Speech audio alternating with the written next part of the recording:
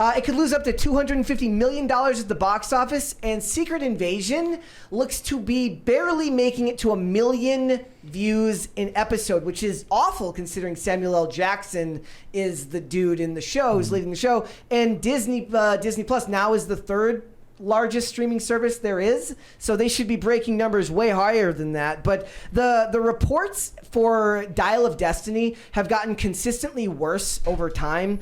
At one point early in June, they were saying it was going to make between $81 and $111 million on its opening weekend, with a total of like 225. Which would still be low. Yeah, so with like a total of like $225 to $380 million domestic, all in when it's done. It's gone down to like 60 million. 68 to 95 million, and they're saying 211 to $325 million all in for the domestic box office. 60 to $70 million opening is what the Hollywood Reporter said. All the pre-sale tickets have been below John Wick and Fast and the Furious. And I know other people were saying, like, look, you're being black-pilled on this. It's going to make a bunch of money. It's Indiana Jones. The trailers have been uninspiring. Phoebe Waller-Bridge is uninspiring. I only really love I know everybody loves Indiana Jones. I love Raiders of the Lost Ark, but I don't have any great attachment to this franchise. I think what it is going to end up doing, I think this will end up doing for Crystal Skull what the new version of the sequel trilogy did for the prequels, which means you'll look a lot more fondly on at Shia LaBeouf than you would have if they hadn't made this movie. Thank you. Got me. Got him.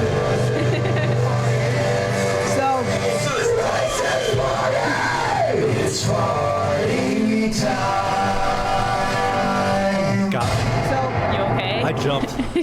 Do you need to change your pants? It's okay. So it's got a budget of $295 million, which means after marketing, we're looking at about $445 million, which means it has to make almost $900 million at the box office if it wants to break even. Mm-hmm. That's insane. Yeah. So if they're saying it's going to open to 140 and that it could make between $400 and $450 million, they say, like, your opening weekend for a movie, you make about a third of your box office that opening weekend, right? So if they do that and they make a third of their money the opening weekend, and all you make is $140 million, you're not going to be doing that well. And I don't know what you expect from anything when everything you make these days seems to fail to really resonate with audiences. We've seen multiple Disney live action fails. We've seen multiple fails from the animated division. Elemental didn't do very good, other than the fact that it got to beat out The Flash during the week last week, which was really, really funny. And then beyond all that, Secret Invasion,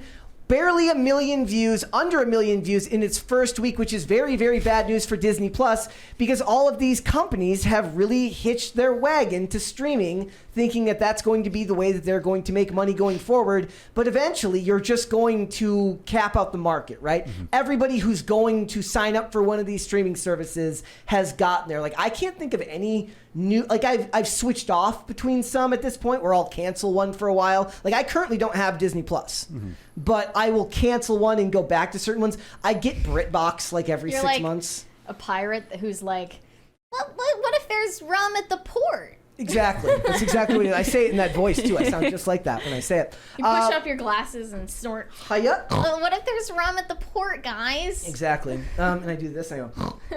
So 775,000 domestic views.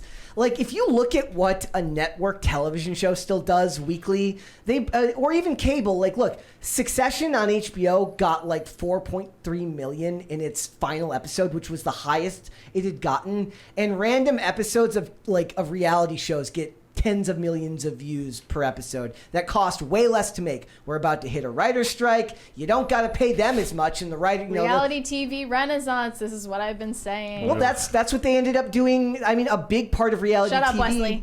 A big part of the reality TV boom came because of the 07-08 writer's strike, because they didn't have content. We're in a little bit of a different position right now because in the world of streaming, more shows have been done and ready to go, so they've got more stuff to put to market before they have to, scramble and find new stuff to make. But we could end up seeing something like that, where we see way more reality TV shows. Fun fact, and I've told this story on the show before, Vice or one of these other publications blamed the 2007-2008 writer strike on Donald Trump becoming president, because they said that the re-signing of The Apprentice was what drove him into some type of cultural renaissance, as if he wasn't popular before we're that. We're gonna see the uprising of the next dictator of America. Be careful if they give Barron Trump a reality TV show right now, because I really do think he ends up being the dictator we've asked I mean, for. I would love a Melania reality show. There is this hilarious rant in the comments section that I wanted to read. It looks like it will be another $250 million loss under the uncreative and incompetent lead of Kathleen Kennedy. What will Bob wannabe businessman Iger do now? An employee who has only made losses in recent years with shows, films, even fears making more Star Wars films, and has now destroyed the last great hero of her company next to Star Wars and Willow. And she gets paid for it too. So what is the logical decision for that person, Bob? I would guess that person could get their papers from HR and leave. But we're talking about Disney and his outstanding and unattainable CEO, Bob the Clown Iger. Pathetic! She's the third highest grossing producer of all time. After Feige and I think James Cameron. I forget who the number 2 was, but yeah, she's sense. She's very, or no, it might have been Steven Spielberg, and his just because he trained her, right? So whatever you say about Kathleen Kennedy, she is very annoying, but it makes you wonder, right? Like, what are these companies going to do if they can't seem to make series like Secret Invasion, which has a star the size of Samuel L. Jackson on it. And Emilia Clarke, right? And Emilia, yeah. Mm-hmm. So like, what do you do when nothing they seem to make resonates with people? It does feel like the best thing you can do now is get away from all of these name brand like you're better off making a monster, right? Like the Dahmer series, they're following it up with the one on the Menendez brothers. You're better off just going the true crime route. Like, Disney should just drop all of this stuff and just that's what they want, right? They want female audiences anyways. The force is female. It's just going to be a force of true crime where they're just going to report on a bunch of serial murderers that women like to do makeup and watch podcasts. They like reality TV. They like true crime. They like house flipping. They don't care about Marvel and they don't care about Star Wars.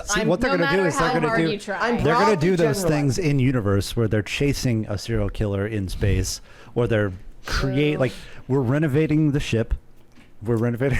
What will happen is because we're going to see Indiana Jones tomorrow. He's going to be watching, he's going to be listening to Serial while he's doing his work.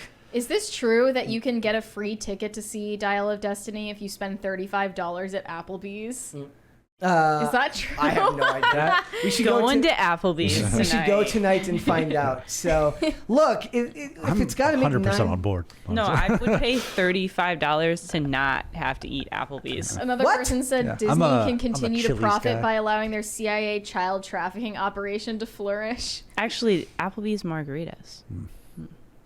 Applebee's food is definitively mid. Yeah, but it's below they've got a bar. It's below mid. I'm sorry. It really is. I have no problem with Applebee's whatsoever. And I'm a Chili's guy. Call me mid. For food, it's like, if you're going to eat it, then you can't say that you don't like it. And I've eaten Applebee's, so it's a 1 on the binary. Yeah. Is there any movies or television shows you guys are looking forward to? Yes, Oppenheimer for sure. Yeah. I'm really looking forward to it. I haven't seen much marketing for it. You pronounced Barbie wrong. Yeah, I did. Barbenheimer. That's what I've been calling it. That's what that weekend is to be. We're seeing both movies I'm seeing both movies on the same. Are you sure you want to do that? No, but I accidentally bought tickets for the same night for both of them, and I was like, crap. It'll Double be feature. It'll be like in the same theater. You won't even have to get up. But Brett's gonna have to see back. only part of Barbie to make it in time for Oppenheimer, which is 3 hours long. I'm gonna end up hating Oppenheimer because by the time it's done, I'm gonna have been at the theater for 4.5 hours. And I'm just gonna want to leave. So is it? It's the one that's got the nice recliner chairs at least. Still 5 hours in the same place. You could take a nap partway through. Get your drunken fries. Yeah. I love my drunken fries. If I were who made Barbie? Universal? Greta Gerwig. No. What? Mattel Studios. Oh, is that Paramount? Technically a thing. Okay. So aren't there a bunch of Barbie movies that are the animated ones? Is it the same? Believe it or not, I have no knowledge of anything to do with There's Barbie. There's a bunch of animated Barbie movies. If I was in the marketing department there, I'd be like, our movie actually is the bomb. The girls I babysat watched them. Really? Yeah, I was too old. I watched Princess and the Pauper. Is it the same? Barbie Fairytopia. Is Mattel iconic. responsible for those as well? Well, yeah, they must be. Okay, so this is just their first film that's not animated. But it's also for adults, not kids. Oh. Which I thought was an interesting choice from the very beginning. There is like innuendo in there and like curse words. I'm pretty sure. Is there Barbie. anything like that you guys are watching right now? Like, is there anything that Disney has made? You liked Andor, right? I loved Andor. Okay, so is there anything else Disney has made that you found enjoyable lately? Not lately. They're saying that You know what? Agatha, We Coven of watch Chaos is all going the to be the time. Andor of Unsolved Mysteries. Marvel. Yes, that's what we watch. We watch Unsolved Yeah. Mysteries. Yep. The Unsolved Brown Mysteries is good. I can't even remember anything that's coming out. I feel like we watched an A24 trailer recently. Did you watch the trailer for Five Nights at Freddy's? It was the one that it was the one that was in a different A24? language. But when we No, watched the that's trailer, like 5 years old. It's die to Blumhouse. see an A24 That's Five Nights at 2018. Freddy's movie. I mean, that's not all that different from what was the Blumhouse. other one then? Wait, what? What'd you say? She said, "I die to see." She says, "You die to see an A24 Five Nights at Freddy's." Oh, you're talking about the Five Nights at Freddy's movie. No, A24 is coming out with Blumhouse Priscilla is making about Elvis's wife, and then there was also that Joaquin Phoenix one recently. Yeah. I can't even remember what it something was about called. Bo. We watched a trailer It's for not an something older about one. Bo. Bo is in the title. It's the spin-off from There's It's Something like- About Mary. We're worried about Bo or something. Bo something. Yeah, I don't Yeah. remember. It's Ari Aster. Bo that's is all I know. boring. Yeah. It's some boring Bo's ass Big Day title Out. like that. It's like some stupid shit like that. It's The a sign Secret Life of- of Bo. That whole trailer just was so pretentious. Aaron I know watched that that the other night. pretentious is your taste in films, so maybe you'd like it. Wait, what? I mean, I watch Harley Davidson be and the honest. Marlboro Man. Like, I you're do an like. art house guy. I like some of them. I don't like most of them. It's a sign of how far a company like Disney has fallen to take these characters and these Bo's afraid. franchises. Bo that is are worth- afraid. Yeah, it's sort of like A Man Called Otto. Like you with the title, you already lost me. Yeah. Like it just It's- takes itself way too seriously. Same director as Midsommar. Yeah. No, same guy. Oh, is that the actual pronunciation of it? Midsommar. Yeah. Oh well, I'm not doing that. They're not getting that. Which out of is me. actually a blasphemous mockery of the May crowning of the Virgin Mary. Hmm. And I will not be supporting it. Wasn't a very good movie. You didn't like it? I thought you said Midsommar? earlier that you liked it. No, I like that first act. Oh, yeah. okay. All right. Fair enough. And All the right. rest of the movie is hot garbage. So Disney should do some soul searching because you have characters. They spent $4 billion on Lucasfilm, and they can't get these movies to profit at all I feel like anymore. we're Well, the gonna first three even did see them massively. in our lifetime sell Lucasfilm. I would, like I was thinking earlier, like, would you believe that they would sell Lucasfilm before Marvel? I don't know. Are they gonna sell Pixar? I think they would sell Pixar first because they have their own animated division, and they seem to be spending most of their time pushing Pixar videos or movies out to streaming before they were releasing them in theaters. Remember, because they were like they Pixar released is doing hot Lightyear. garbage as well. They released Lightyear in theaters, but then most of them for a long time were all going straight to Yeah. streaming. So I think if they got rid of any of them first, I think they would get rid of that, or they'd get rid of 20th Century Fox. Yeah. And get rid of all the stuff that's connected to that. I just can't see Searchlight. them admitting defeat. I just see them going deeper and deeper into debt. Well, that's the Iger way, right? Just buy Bob more. wannabe businessman Iger. It's, Pathetic. It's just like I don't know what the issue is. You know what I mean? Like why this is happening. I feel like it's a multi-pronged issue. Obviously, it's not one reason, but like everything they put out, everything feels like trite and derivative. Like They're I didn't hate devaluing so many franchises right now. Yeah, but like even who's gonna want them by the end? the last They're Pixar shitting that on everything. the last Pixar I saw was dragging Soul. them through mud. Then I start eating garbage. And the last Pixar movie I saw was Soul, the Jamie Foxx one. yeah. And it like isn't offensive. It was just nothing. It was just nothing. That's what people were saying about Everything Elemental. that they're putting out is lifeless slop. Yeah. It feels What? like somebody Am I that's wrong? writing No. or something. Am I wrong? No, you're not wrong. They have ideas, but they don't know how to execute them. All of the, especially with animation, it's all like weird, like self-administered therapy from adult animators and writers who aren't making things for kids. They're making things for themselves because they're adult children. Yeah, it's weird, and it like that. There's elements of that in the stuff that was good, like the original Toy Story, and like there are elements of. I wouldn't consider that. I wouldn't consider that adults making things for themselves, though. Like, that genuinely appealed to children. Yeah. Well, it's adults making things for families, which I think is fair.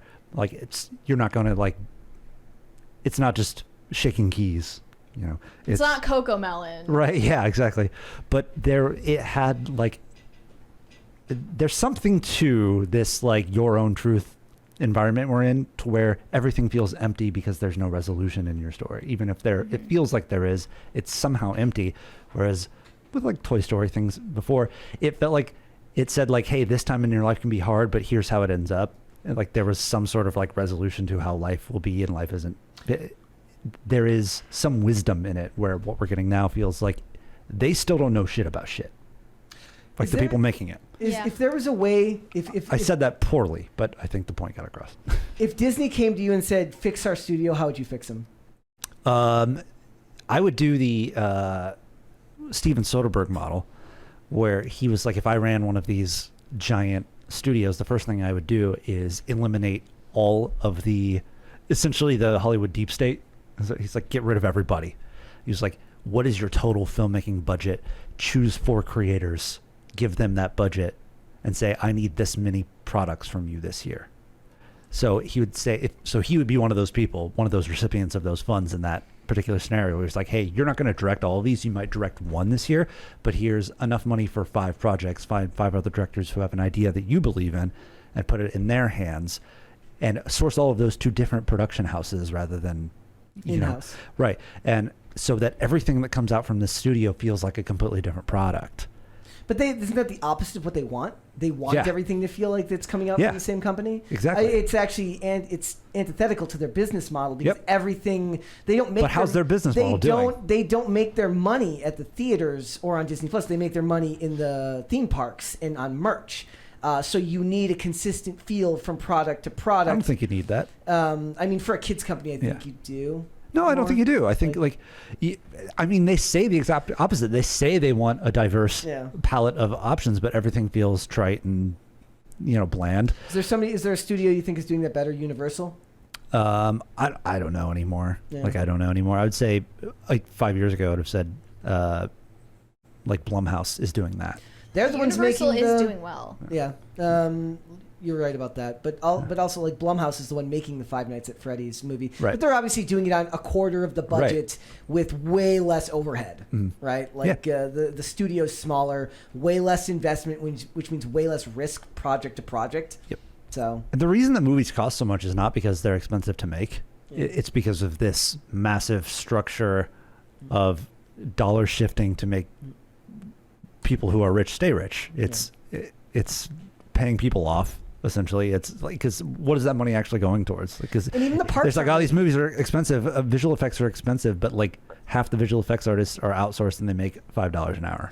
There was an article today where they were talking about the insane way that they bid on contracts to make these movies for visual effects houses, which is why they were explaining why where the effects in the Flash were so bad. But also the parks aren't even making the money that they used to. Yeah. It's become a meme at this point that you go to these toy stores and all of the toys from new characters end up unsold because they don't resonate with anyone. If you go and buy Toy Story stuff, you're not going to see anybody buying stuff. It's all going to be Buzz and Woody, and if they got to choose between weird looking cop Woody or weird looking cop Buzz from the new one or the original, they're going to go with the new one every time. Or in this case, or if we're talking original trilogy, if you're going to get Han, Luke, and Leia toys, they're going to buy that over Rey and all those characters. So that's I don't know if there's a way back for Disney other than the fact that I just think they're too big to fail at this point. I don't think they'll ever be allowed to fail. Yeah. I think they're just going to keep going and they're just going to keep making projects. Maybe there's a time where almost by hook or by crook, they make smaller budgeted movies without even realizing they're doing it, and it ends up creating a sort of a renaissance without it meaning to be that. But very hard to buy considering budgets and runtimes seem to do nothing but balloon lately. Yeah. Thanks for watching. Listen to full episodes of Pop Culture Crisis on Spotify. Keep up with us on social media and make sure you subscribe and ring that bell so you never miss the show. Bye, guys.